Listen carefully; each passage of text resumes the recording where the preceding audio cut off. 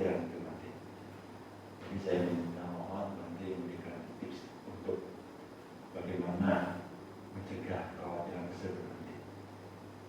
Terima kasih nanti.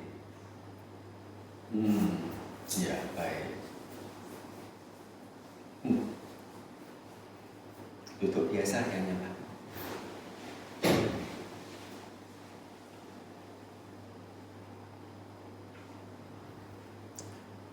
Memang dalam hidup ya sudah menjadi warnanya untuk menjadi khawatir. Khawatir itu berkaitan dengan sesuatu yang belum terjadi.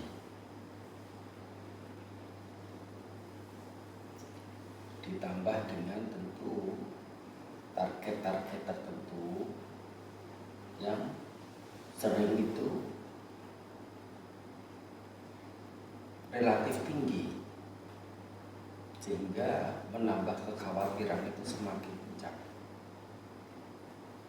Apalagi bukan hanya targetnya yang sangat tinggi, termasuk juga jenis pekerjaannya itu relatif abu-abu.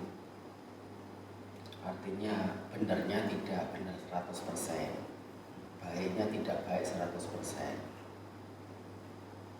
Dijalankan tidak dengan baik, tidak dengan benar secara 100%. Pekerjaannya pekerjaan mungkin buruk dan atau mengerjakan secara buruk juga. Yaitu hal yang tidak patut. Itu adalah sumber kekhawatiran. Untuk dalam batas yang normal saja,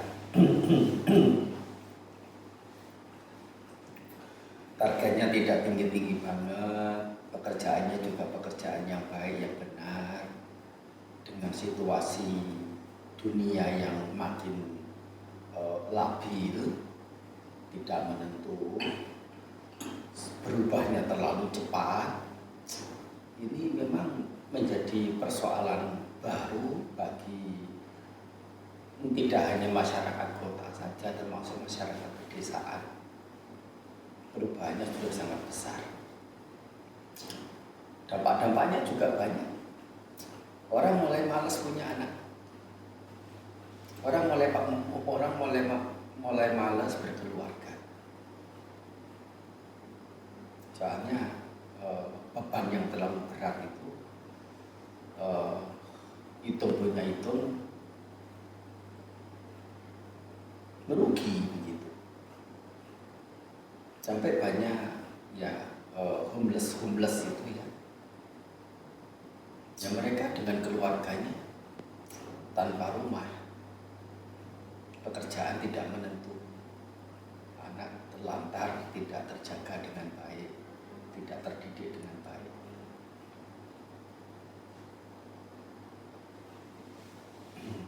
Ya ini sekali lagi adalah warna dari hidup ya, memang sudah demikian ini, diwarnai oleh kekhawatiran. Dan kalau kita permisi bicara, kita ini merasa ada kekhawatiran karena apa? Karena kita terlahir. Dan mengapa bisa terlahir? Ya karena ada ibu bapak. Menciptakan kita, membuat kita punya kondisi seperti ini. Ini sesuatu yang kira-kira diharapkan oleh kita ataukah tidak. Secara sadar kemudian kita menciptakan keturunan baru yang punya fate,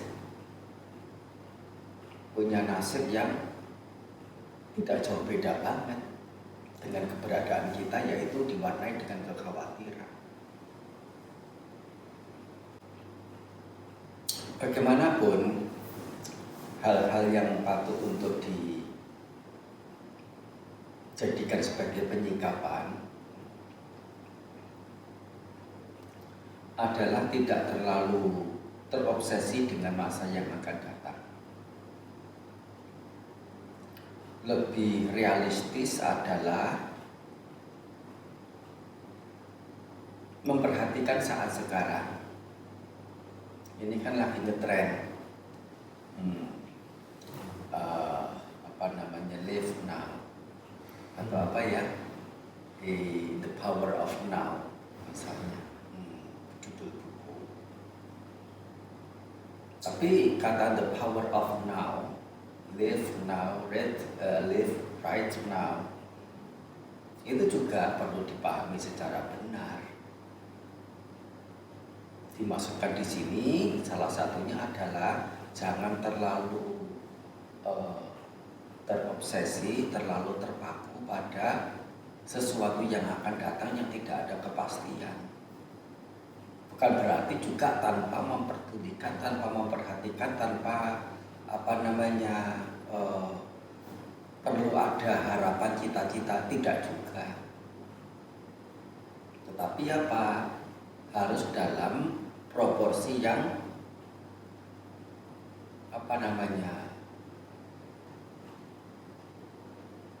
proper, yaitu proporsi yang sepantasnya. Kalau kita tidak ada arah tujuan juga repot juga, tidak ada target repot juga. Tapi terlalu terobsesi oleh target, oleh yang akan datang, ya itu akan menjadi kegelisahan yang sedikit banyak mengganggu hari-hari nyata, yaitu saat-saat sekarang, saat menjalankan hidup itu, ya bisa mengganggu. Jadi di sini the power of now, live right now, hidup saat sekarang harus dipahami dengan baik. Artinya apa? Hidup sekarang ini adalah hidup yang nyata. Hidup yang nyata itu artinya terhadap yang akan datang kita bisa berbuat apa? Yang kita nyata bisa lakukan hitam putihnya kan saat sekarang ini. Tanpa saat sekarang yang nyata, yang real, yang kita memungkinkan bisa melakukan, dan kita menelantarkannya, mengabaikannya, karena salah satunya ya terlalu terobsesi, terlalu cemas dan seperti tidak ada tidak tahu jelas apa yang harus dikerjakan, karena kekuatan kekhawatirannya itu malah menjadi penghambat, menjadi pembeban bagi kita untuk secara optimal mengerjakan yang real, yang nyata, yaitu saat ini, saat nyata bisa melakukan sesuatu. Jadi maksud hidup di saat ini itu bukan sebatas saat ini menyenangi apa, saat ini bisa apa, saat ini bisa bagaimana, dengan tanpa berpikir secara bijaksana, secara dewasanya. Itu bukan live now juga, tapi dengan kebodohan, tidak dengan kepandaian. Yang dimaksud live right now, hidup saat sekarang, adalah hal apa ya yang sangat nyata sekarang ini, yang merupakan sisi-sisi baik. Semakin baik kualitasnya, semakin diharapkan untuk bisa dimunculkan, bisa ditumbuh kembangkan. Yang bisa saya lakukan,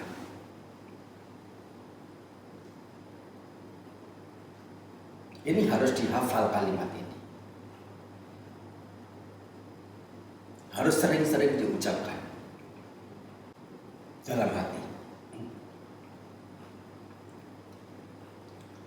Oleh karena ini adalah sesuatu yang real, kita bisa melakukan, bisa mengubah bisa menciptakan situasi kondisi hati dan lahiriah bagaimana itu adalah saat ini. Menderita bahagia itu bukan dirasakannya akan datang atau lampau, tapi saat ini. Lebih dari itu, saat ini adalah saat lampaunya yang akan datang. Jika kita secara patut, secara ideal, secara bijaksana melakukan hal-hal yang positif, yang optimal, secara optimalnya, sesungguhnya untuk permasalahan yang akan datang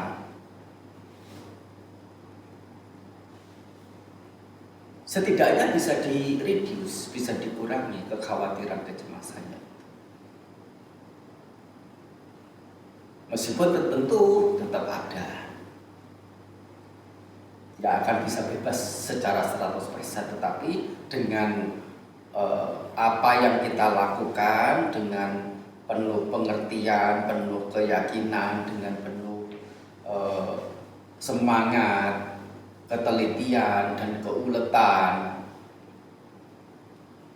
hari demi hari,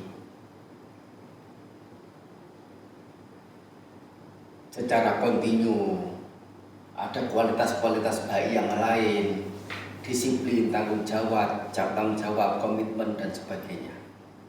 Untuk diri sendiri saja. Disiplin pada diri sendiri, tanggung jawab pada diri sendiri, komitmen pada diri sendiri, sudah lebih dari cukup.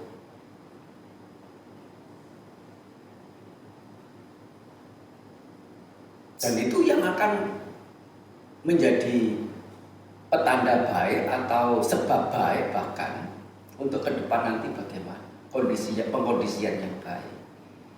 Tentu dunia ini banyak sekali faktor yang sebagian sebab datang dari dalam diri kita sendiri, mengkondisikan sebab-sebab yang lain di luar dari diri kita, dan itu di luar dari kapasitas kemampuan kita untuk cover, bahkan terpikir saja tidak. Tahu-tahu ada ya di beberapa negara kekeringan yang sedemikian rupa, atau banjir, atau gempa bumi, atau wabah pandemi, atau apa dan sebagainya. Itu semuanya itu di luar dari cakupan faktor yang seseorang itu bisa handle. Bahkan jangankan handle, persiapan untuk handle pun tidak bisa. Jangankan untuk ada persiapan untuk berpikir ke arah sana saja banyak orang yang alpa. Dengan terlalu mengambil resiko tinggi, hanya menggantungkan satu jenis usaha, itu pun karena dengan katakanlah kerjasama dengan pihak lain sebagai pegawai, sebagai apa begitu, sudah berani dengan kredit ini, kredit itu, apa dan sebagainya.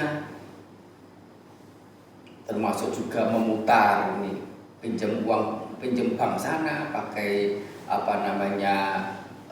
sertifikat rumah yang juga masih angsuran.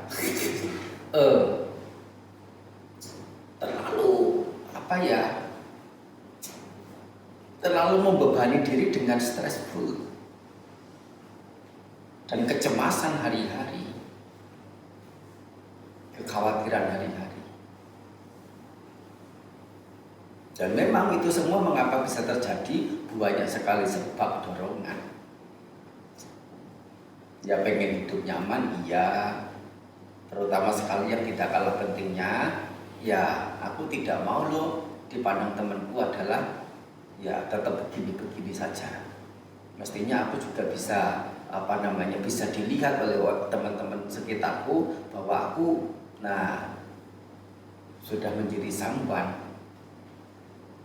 Nah, ini banyak sekali tekanan-tekanan baik secara pribadi maupun secara sosial, membuat pengambilan keputusan yang risiko tinggi itu dibuat. Ya, jadi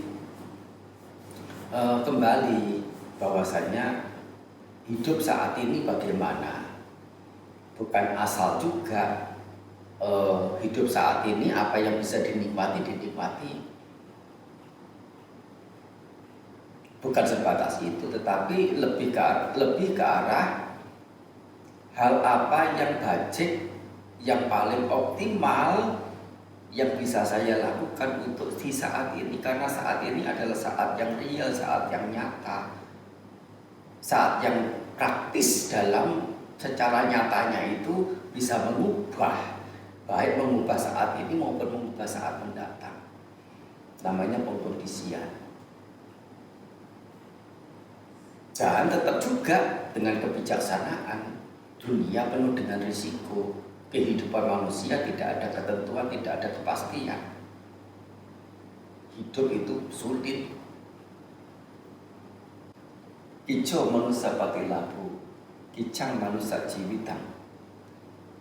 Kicang manusia jiwitang, hidup sebagai manusia, hidup menjadi manusia itu sulit, rumit, tidak gampang, penuh dengan ketidakpastian, dan itu memberikan efek dampak pada hati, pada pikiran, pada jiwa seseorang. Dan kita sudah lahir, sudah hidup, sudah ada. Mau memposisikan sebagai dewa juga tidak bisa. Mau cepat-cepat pengen jadi dewa juga tidak mau juga kan. Banyak yang memang mau pengen cepat-cepat jadi dewa, ya, dengan melakukan jalan pintas. Tapi apakah benar, ya, nantinya jadi dewa? Kehidupannya sama juga kan ini. Bahkan lebih buruk. Segala apa malah menjadi rentan, tidak punya ketahanan, apa-apa menjadi gampang putus asa, gampang patah semangat.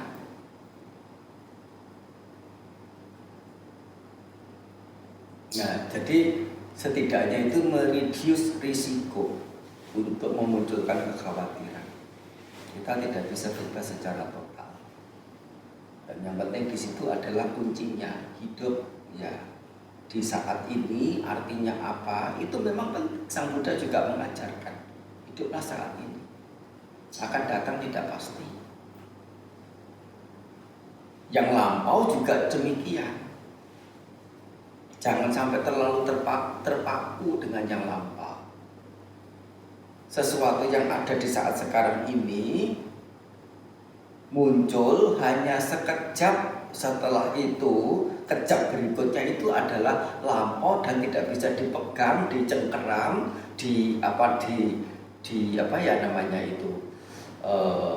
dihalang-halangi untuk tidak bisa berlalu, lewat, hilang, tidak bisa. Itu sudah lewat, itu sudah lalu. Mau dibuat bagaimana sudah tidak bisa. Lonceng yang mau dipukul karena sudah menunjukkan waktu jam 7.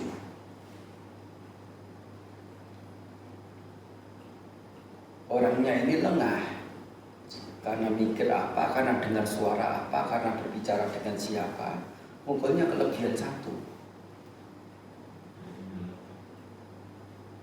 Dia berpikir bagaimana ya supaya orang mengerti bahwa ini bukan jam 8, tapi masih jam 7. Yang awal loncengnya itu begini bentuknya, terbalik, yaitu ya dibalik lah, kalau upside down. Nah, kan kebalikannya gitu ya, maksudnya dikurangi gitu ya. dipukul 1 kali. Apakah itu membantu? Menjadi 9.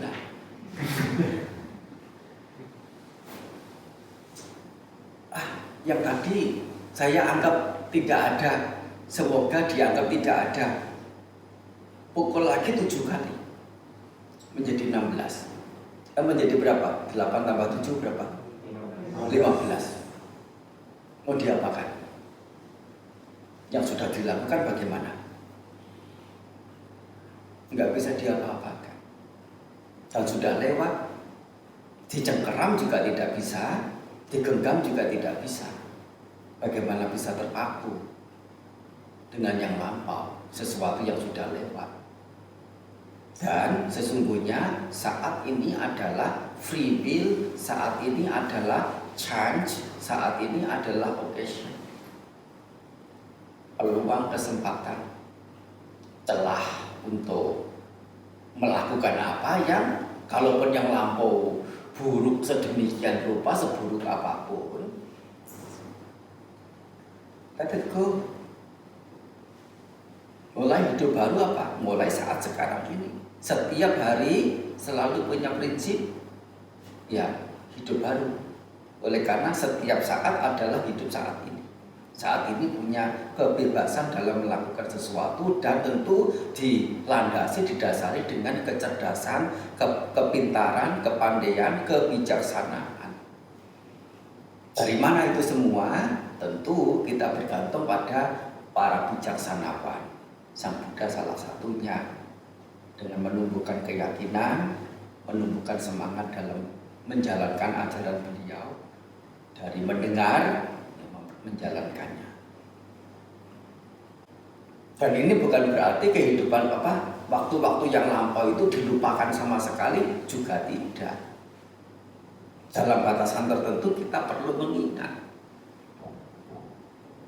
menjadi bahan pelajaran, menjadi bahan pertimbangan untuk saat ini kita akan mengulang seperti dulu yang lalai, yang gagal, yang mengecewakan dan sebagainya dan sebagainya. Tidak juga kan? Nah, jadi terhadap yang lampau bukan sama sekali totalitas ditiadakan, seolah-olah itu ya tidak mau ada hubungan dengan yang lampau dan tidak mau ada hubungan sama sekali dengan yang akan datang. Kalau tidak ada perencanaan apa yang kita kerjakan sekarang ini, menjadi kacau, menjadi ngacak, menjadi tidak ada arah tujuan. Hidup di saat ini, saat yang real, saat yang nyata, kita ya secara absolutely atau literally melakukan sesuatu yang nyata. Oleh karena apa? Yang lampau, kita melakukan sesuatu untuk sesuatu yang lampau, tidak bisa melakukan sesuatu yang untuk yang akan datang. Menggantikan apa yang akan datang tidak bisa. Dan saat inilah sesungguhnya menjadi jawaban untuk yang lampau. Kalau yang lampau itu ada kekurangan, ada kesalahan, ada kegagalan, ada kekeliruan. Lebih dari itu adalah ini menjadi pengkondisian untuk ke depan itu akan punya warna yang bagaimana. Mau hitam, mau hijau, mau kuning, mau putih, tergantung pada now saat ini. Yang optimal dengan kebijaksanaan, dengan penuh perhatian. Dan tetap juga sekali lagi saya tekankan lagi, faktor-faktor luaran itu mewarnai setiap kehidupan. Yang faktor luaran ini di luar dari kapasitas kemampuan orang secara umum untuk handle. Apa mau dikata? Iyalah. Kita mau nggak terima, mau lapor ke siapa, mau menuntut siapa? Menuntut dewa. Dewanya juga kebingungan. Aku juga sama.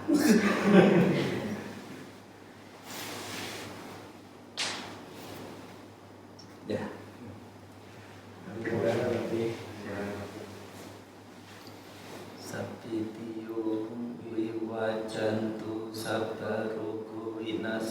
wabarakatuh.